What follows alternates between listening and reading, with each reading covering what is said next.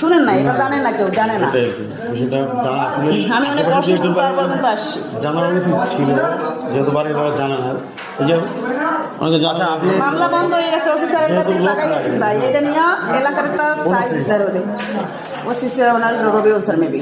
এখন আমি চাই আপনাদের দ্বারা একটা বিচার হোক যে এই মান্নান কেন এটা করছে। যখন বলি ভাই ওই বাড়িতে জুয়েল খান 3টা বাড়ির মালিক, আমি মামলা দিই নেই, কিন্তু বলছিলাম ভাই ক্যামেরা লাগাইছে, আপনি অফ যান, কারা লাগাইছে, কেন লাগাইছে আপনি জানেন না যে আমি ভালো না মাইয়া, মানে ভালো না মন তো কোনো ছেলেদের সাথে ওঠা বসা নাই। আমার রুমে আসে ভাই, আমার শ্বাস করতে কষ্ট হচ্ছে, অনেক অসুস্থ, তারপর আমার সার্টিফিকেট দেখবো, আমি আসবো, ভাইয়া নিয়ে আসবে না। এমন মনে করেন আমার এই যে লাখ লাখ টাকার সার্টিফিকেট, এর পিছনে যে শ্রম সার্টিফিকেট স্কুল না না ভাইয়া, আমি বলি আমি টেক্সটাইল ইঞ্জিনিয়ার, হ্যাঁ চাকরি করতাম। ওই যে মনে করেন প্রেম প্রীতি করতে চাই, এটা করতে পারি, আমি বলি চাকরি করতে পারিনি এটার জন্য, এটা বলি সমস্যা আছে। এইখানেও মানুষের সাথে মিশি নেই দেখে ক্যামেরা লাগাইছে, আমাকে সহজে পাবে।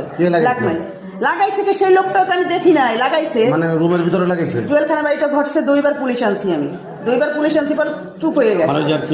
জুয়েল খানের ক্ষতি করে নেই, উনি জানেন যে আমি ভালো না মন্দ ভাই।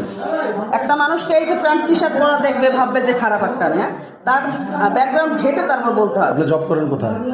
আমি টেকমাক্সে চাকরি করতাম ভাই, চাকরি ছেড়ে দিয়েছিলাম যে কোনো কারণে, কারণ এখন হচ্ছে অন্য ইন্টারভিউ দিতেছি ম্যানেজার। MBA কমপ্লিট ভাই, MBA পর্যন্ত সার্টিফিকেট আছে না এখন তো আর কেউ নাই আছে, মানব ভাই তো নাই, মানব ভাই তো নাই আছে ভাই। আমি অবশ্যই আমি বলি আমি হিন্দু থেকে ইসলাম ধর্ম গ্রহণ করেছিলাম, বাট ওই দিনকার আমি আইকুল করছি, অনেক কিছু পড়তেছিলাম, আমি শুনতেছি, যে কোনো কিছু শুনতেছি, মানে আমাকে দেখতেছি, সেটা তারা এখানে বসে হাসাহাসি করতেছে। আমি বাসায় হাফ প্যান্ট পরি, সোজা কথা, বাসায় একটা মেয়ে কীভাবে থাকে, শর্টস পরে, গোসল করে, সব কিছু। ওয়াশরুমে যদি ক্যামেরা লাগাই সেটা কেমন ভাই, রান্নাঘরে, এটা কি কোনো প্রুফ আছে?